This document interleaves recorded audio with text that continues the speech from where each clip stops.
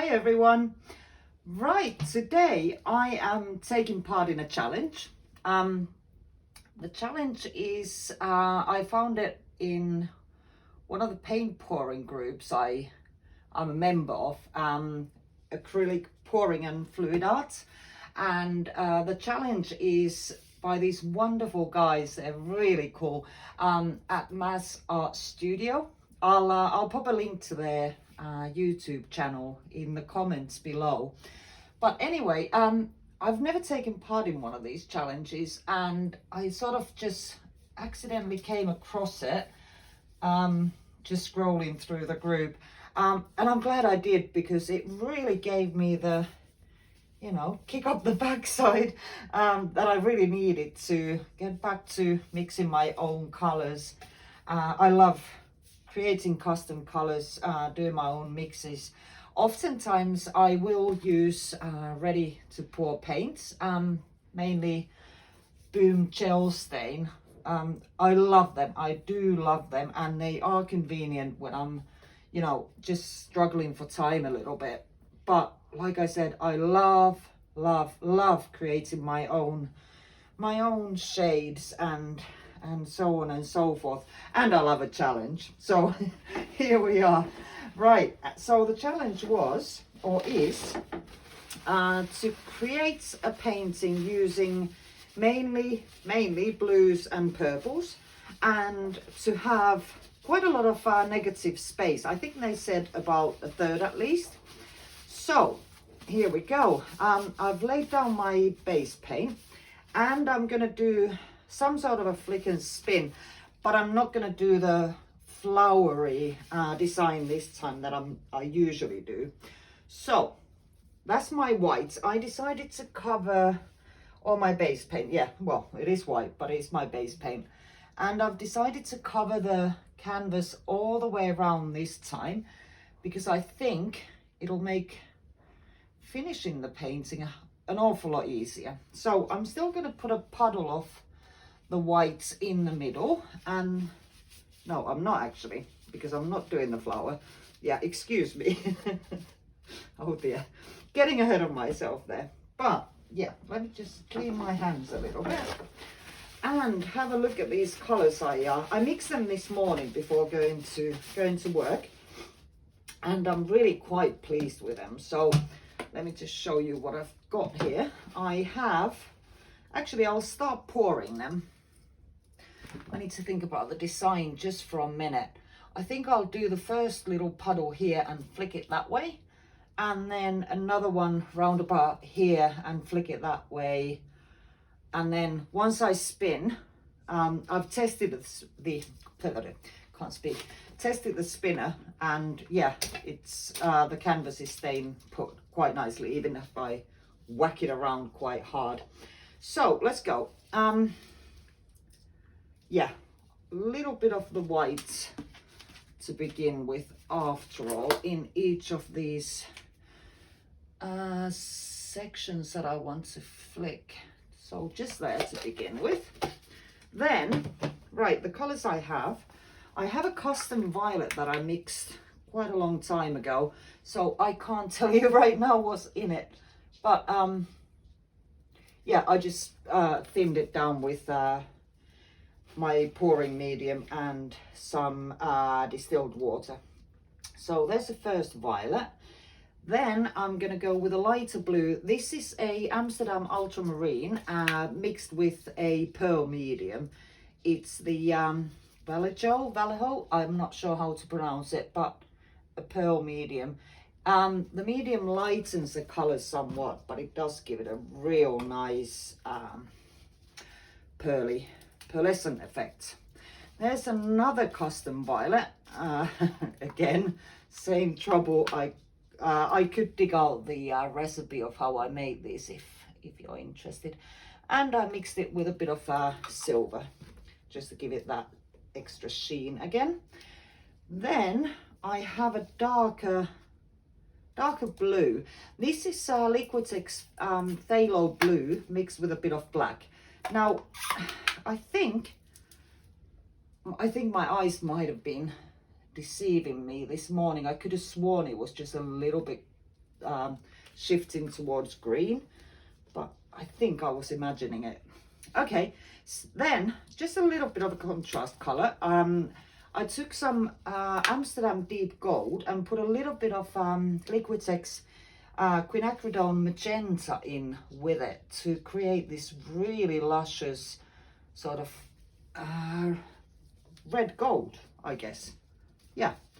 And then I've got an Amsterdam Ultramarine mixed with black. Not as much black as the other navy I made, but and it is a truer blue in my opinion, but anyway, sort of a navy color anyway, and a different hue of blue to begin with.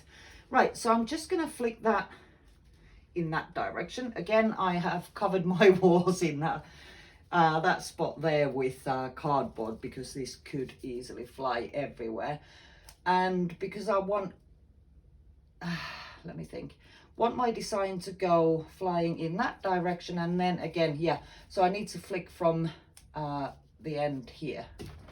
There we go. There's the first flick. I like the effects just there. A bit more. Yeah, that's good. That is good. That's looking excellent. And one more there. Okay. Right. Then I'm gonna do another one. Let's go with that blue. Oh, grief. Nearly forgot my white puddle. Talking and doing isn't always my strong suit. Never mind. There we go. And with this one, I think I want the gold on the top. It kind of disappeared here, see? There's a little bit just showing there. And I know it will show a lot more once I spin it, because the whole design opens up. And that's why I think spinning really is a pretty integral part of this this technique. Okay, just gonna finish doing my puddle. Let's go with the darker ones first. Yeah, that's it. Two of the navies and the darker purple. And I'm gonna pop in the purple with the silver again. There we go. And then the light blue, which was the one with the pearl medium. And then I'm gonna put the red gold on top this time. Or is it orange gold? I don't know, but yeah. There. And believe me when I say this is gonna spread out a lot when I give it a good spin. So wanting that gold to show, so I'm gonna flick. Oh, that was a bit too dainty. Oh, careful. There we go. That's better. Much better that time. Very different from the last one. Now, let's think. I might just want to give fairly careful flicks there. I don't want the colors to start mixing too much. Okay, and then just one more round. Again, nearly forgot my little teeny pillow there. Let's go and pop that there. And then, oh, there's some excellent cell action going on just there. I'll show you a close-up once I'm done. I'm gonna start closing the pots now. I'll clean up later. No point making you guys wait while I do that. I'm making quite a mess here today. I actually had to lay down not just plastic but a towel on top of it, you know, a painting towel thingy, to absorb some of this paint, because I just knew I'd be making a huge mess today. Again, for variation, let's have the order of the paint slightly different. The gold on there, and then finally the light pearl blue. Okay, and give this a flick. Whoa, I like what that did. I like these splatters that are going everywhere. A bit more aggressive with that one. Oh yeah, I like what's coming up just there. Oh, that is actually really pretty, even if I say so myself. Okay, right, I think I'm ready to spin.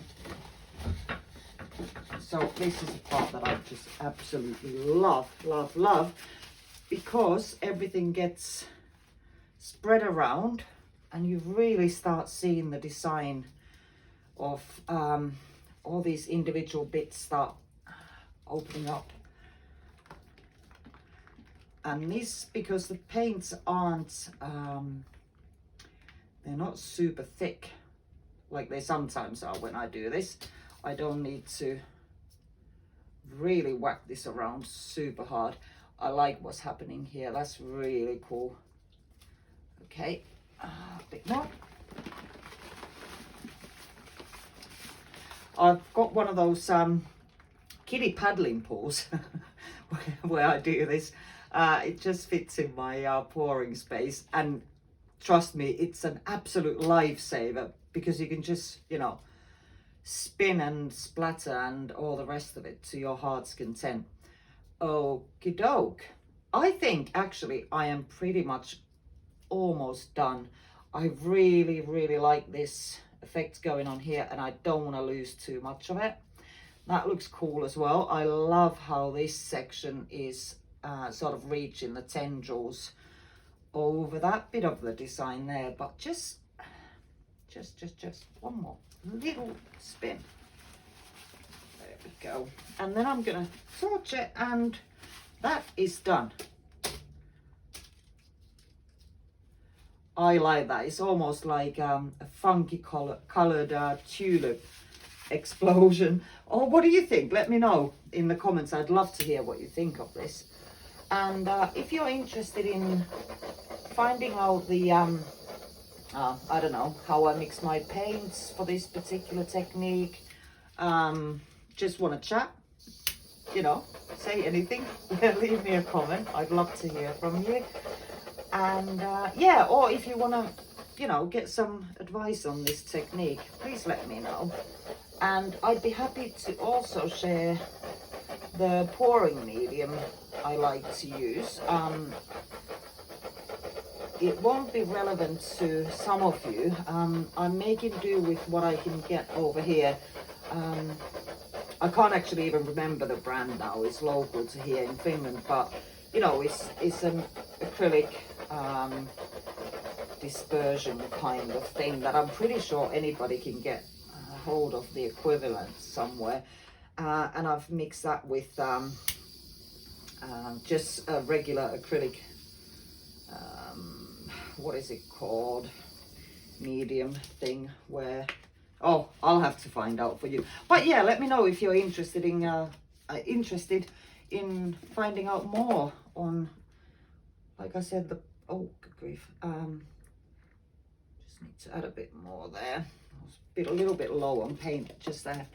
Yeah, if you want to know any more about the pouring mediums, mixing paints, technique, anything like that, feel free to let me know. And yeah, if you haven't described, I would really appreciate it if you did. And yeah, like this video as well. That would really make my day.